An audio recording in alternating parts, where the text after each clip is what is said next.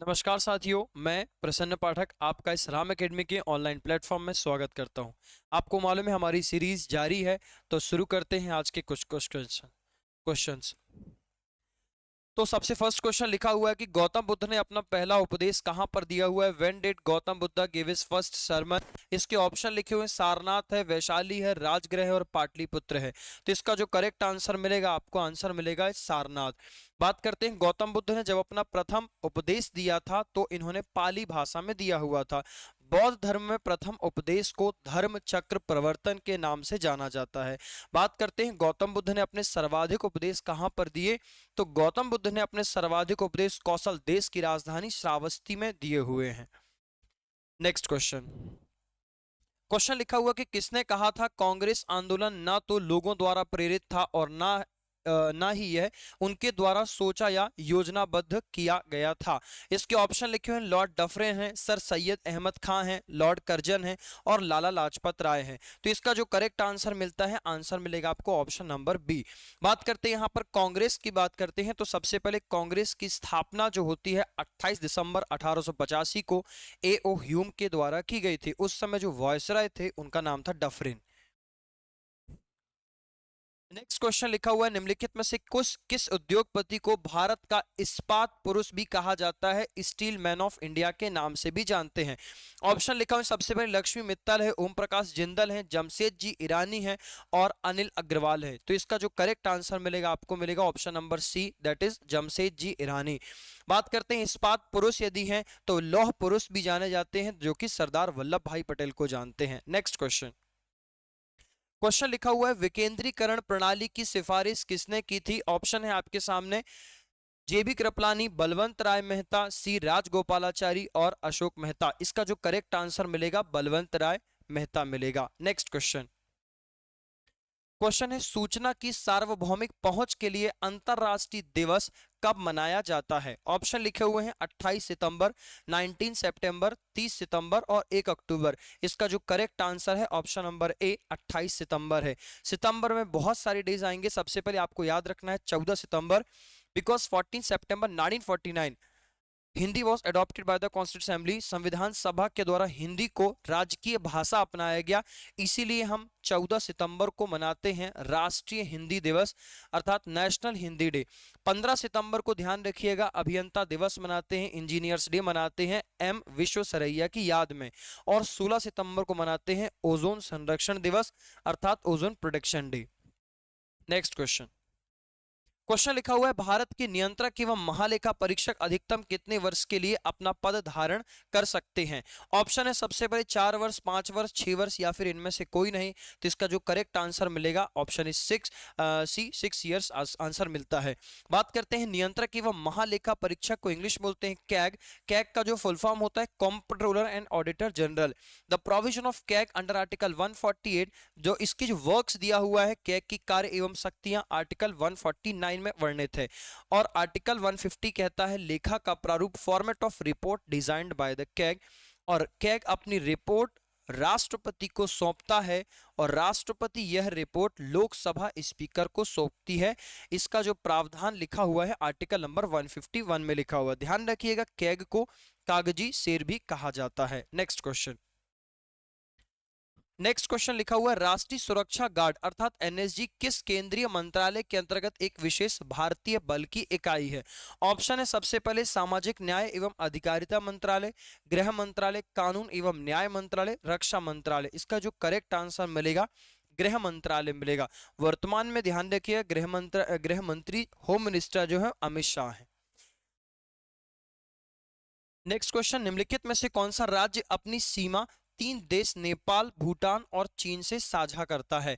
Option लिखा हुआ है, मेघालय, वेस्ट बंगाल, पश्चिम बंगाल, सिक्किम और अरुणाचल प्रदेश। इसका जो करेक्ट आंसर मिलेगा, दैट इज सिक्किम मिलेगा। सिक्किम की कैपिटल ध्यान रखिएगा गंगटोक है अर्थात गैंगटॉक, और यहाँ पे जो सीएम है वो है प्रेम सिंह तमांग। सिक्किम में यदि बात करते हैं, भारत में हिमालय की सबसे ऊंची चोटी कंचनजंगा, जिसकी हाइट है 8586 मीटर, 8586 मीटर है। और कंचनजंगा राष्ट्रीय उद्यान जो कि सिक्किम में स्थित है। नेक्स्ट क्वेश्चन लिखा हुआ है, प्रकाश संश्लेषण की उच्च दर के लिए प्रकाश का निम्नलिखित में से कौन सा रंग अधिक क्रियाशील होता है? इसमें ऑप्शन है सबसे पहले लाल, बैंगनी, हरा और नारंगी। तो एकदम इसका जो करेक्ट आंसर मिलेगा लाल, that is red. Next question लिखा हुआ है, दिल्ली सल्तनत के किस शासक द्वारा दार उल सफा निःशुल्क चिकित्सालय की स्थापना की गई थी? आपके ऑप्शन है मोहम्मद बिन तुगलक, फिरोज शाह तुगलक, अलाउद्दीन खिलजी और इब्राहिम लोदी। इसका जो करेक्ट आंसर मिलेगा ऑप्शन बी, फिरोज शाह तुगलक। फिरोज शाह तुगलक 1351 से लेकर 1388 तक इसका टेन्योर मिलता है। पहला शासक जिसने शरीयत के अनुसार शासन किया। He imposed all those taxes which were mentioned in शरीयत। इसने सिर्फ उन्हीं कर को लगाया जिसमें शरीयत में उल्लेख किया गया था, जैसे कि जकात, जैसे कि जजिया, जैसे कि खम्स, जैसे कि खराज। एकमात्र ऐसा शासक था, एकमात्र जिसने अपने स्लेव अर्थात दासों के लिए दीवान ए बंदगान नामक विभाग की भी स्थापना की थी।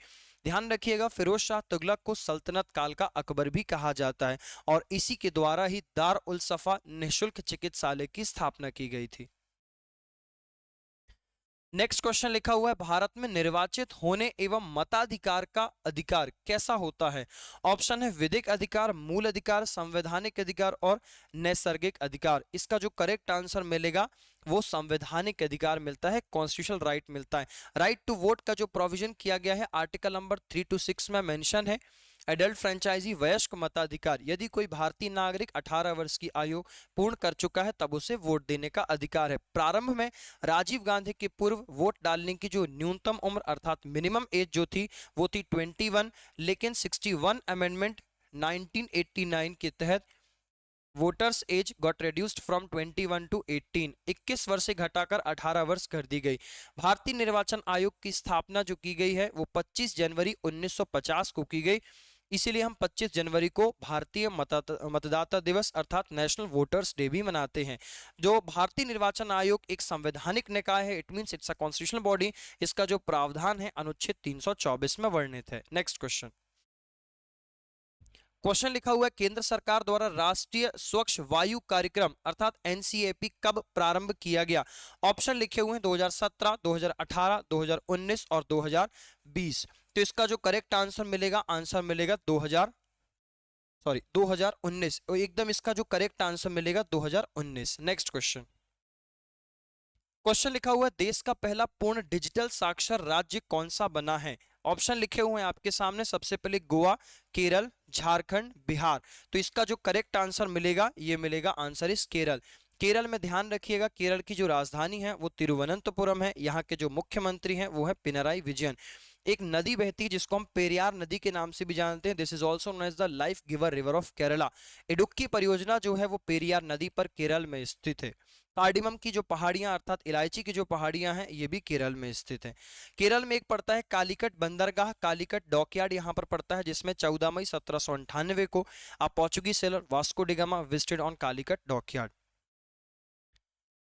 नेक्स्ट क्वेश्चन लिखा हुआ है कि बायोसारथी पहल भारत में किस मंत्रालय द्वारा जारी किया गया है? ऑप्शन लिखा हुआ है वित्त मंत्रालय, शिक्षा मंत्रालय, विज्ञान एवं प्रौद्योगिकी मंत्रालय और रक्षा मंत्रालय। इसका जो करेक्ट आंसर है यह है विज्ञान एवं प्रौद्योगिकी मंत्रालय। नेक्स्ट क्वेश्चन, क्वेश्चन है राष्ट्रपति द्रौपदी मुर्मू को लिस्बन में कौन सा पुरस्कार दिया गया? इंपॉर्टेंट क्वेश्चन आपके लिए, करंट अफेयर का क्वेश्चन है।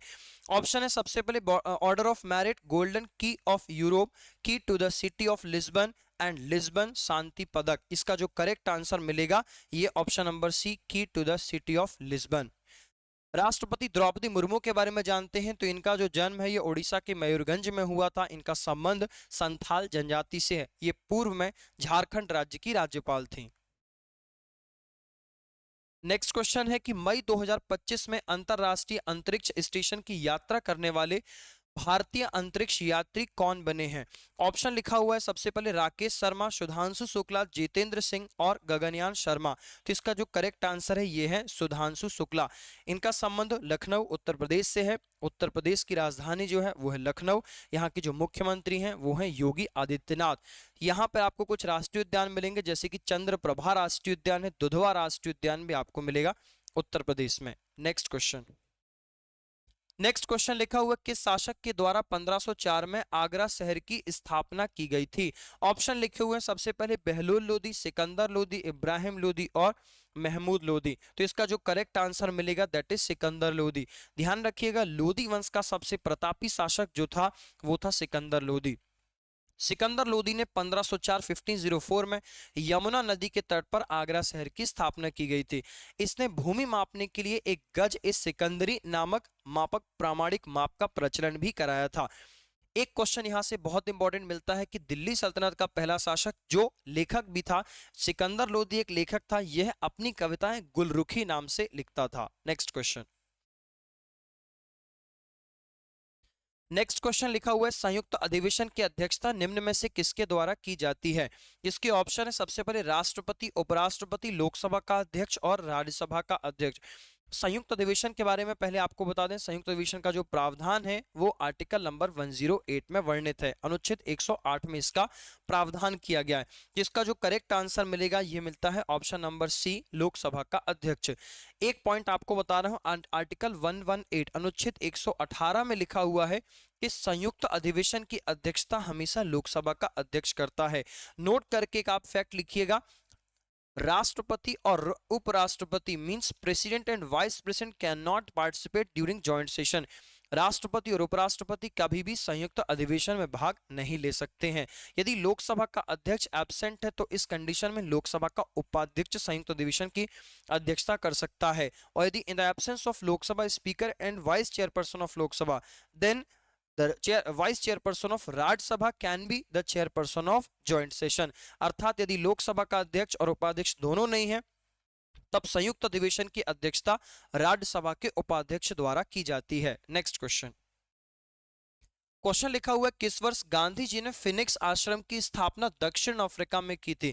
मैंने आपको लास्ट वीडियो में बताया था 1893 में 1893 में गांधी जी साउथ अफ्रीका गए हुए थे गुजराती व्यापारी सेठ अब्दुल्ला के केस के पैरवी करने के लिए।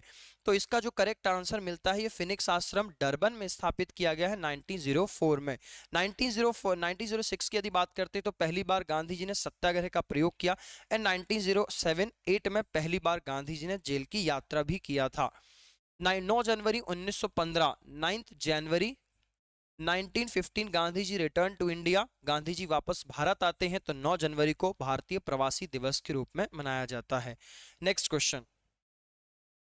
क्वेश्चन लिखा हुआ जब कोई राज्य राष्ट्रपति के शासन के अंतर्गत होता है तब उसे राज्य का बजट कौन पारित करता है? इंपॉर्टेंट क्वेश्चन है। ऑप्शन लिखा हुआ है राष्ट्रपति, संसद, संघीय मंत्रिपरिषद और वित्त मंत्रालय। इसका जो करेक्ट आंसर मिलेगा ये मिलता है संसद। ध्यान रखिएगा यदि किसी राज्य में राष्ट्रपति शासन लगा हुआ है तो उस राज्य में जो बजट लेके आएगी वो पार्लियामेंट के द्वारा लाई जाती है। पार्लियामेंट में कुछ इंपॉर्टेंट फैक्ट मिलते हैं जो the provision of parliament on article 79। संसद का जो प्रावधान किया गया है वो अनुच्छेद 79 में वर्णित है। इसके दो सदन होते, एक होता है लोकसभा और एक राज्यसभा।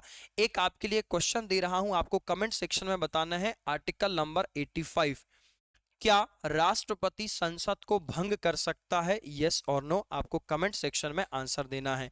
बहुत बहुत धन्यवाद, थैंक यू।